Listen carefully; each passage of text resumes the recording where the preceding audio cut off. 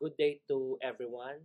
This is Sir A at ngayon naman ay ipapakita natin kung paano tayo mag-create ng award notice to proceed.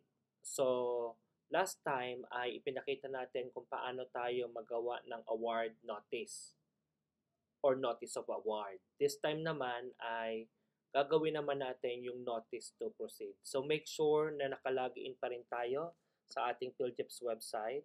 You just click login as buyer and then use the correct user ID and password. Click login. So dito sa pending task natin, makikita natin na meron tayong award notices to proceed. So meron tayong isang pending task. So i-click lang natin ito. And then makikita rin natin yung award notice natin na yung 3-in-1 printer with scanner. So in-award natin siya noong March 18. So i-click lang natin ito.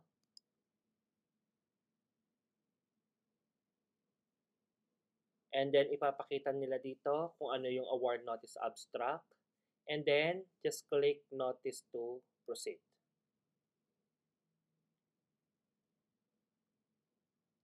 After nito, kailangan nating mailagay ang contract number.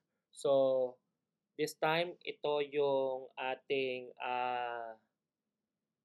PO number and then proceed date. So ang proceed date natin ay March 19. And then ang contract effectivity date ay yung kung ano yung PO date natin. And then contract end date is kung kailan yung ending ng ating PO. So ang ating contract number ay yung kung ano yung PO number. Ang PO number natin ay 000503-2025. So ilalagay natin 0005-03-2025. So ulitin ko, ang contract number natin is kung ano yung PO number 0005-03-2025. So makikita natin dyan dito sa ating purchase order. And then, ano ang ating proceed date? So makikita natin dyan sa ating notice to proceed. Ang proceed date natin is March 19. So i-click lang natin dito, March 19. And then, ano ang contract effectivity date sa ating PO? Nakalagay dito na magsisimula siya sa March 18. March 18. And then, magtatapos siya is sa March 25.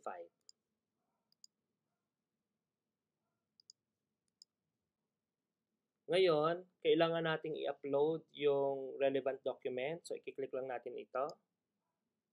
Tapos yung notice to proceed.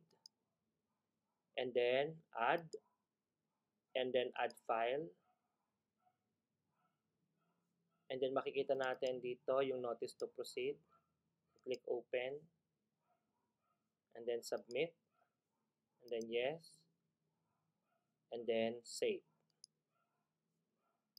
And then, sign contract or the purchase order. Then, click add. And then, add file. So, we will going to get the purchase order, then click open, and then submit, then yes, and then save, and then okay. So just select the two documents, the notice to proceed and the signed contract or the purchase order, and then click accept. And after that, just click close. So make sure na upload natin yung relevant documents, the notice to proceed document and the purchase order. And then kindly check again. The contract number is the PO number. The proceed date is the March 19. Yung contract effectivity date is the start of the PO date, which is March 18. And then the contract end date is the end of the PO date. It's March 25. And then just click post award. Are you sure you want to post? Click yes. Once you're done, so you just click back and then tingnan natin yung awards notices natin. So makikita natin dito yung ating 3-in-1 printer with scanner ay na-award na natin. And then with the contract number, with the notice to proceed date, and then the contract effectivity date, and then contract end. And then with the documents that we uploaded, the back resolution, the notice of award, the notice to proceed, and then the purchase order. So, yun po kung paano mag-create ng notice to proceed dito sa ating PhilJeps.